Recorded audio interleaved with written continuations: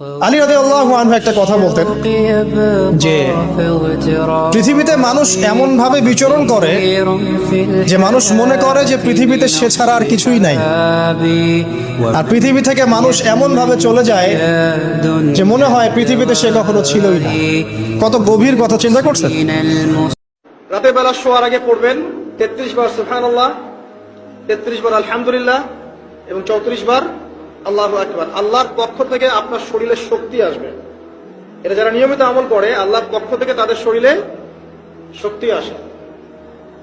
একটা করে দিন যাচ্ছে, একটা করে রাত যাচ্ছে, মানে আপনার হায়াতের যে গাছ আছে সেই গাছ থেকে একটা একটা করে পাতা পড়ে যাচ্ছে। এই একটা পাতা যে পড়ে গেল, পশ্চিম কালেও সেই পাতা আর ফিরে আসবে আসবে না। অতএব আমার বয়স 30, আমার বয়স 20, বা আমার তো এখনো বিয়ে হয় নাই, বা আমার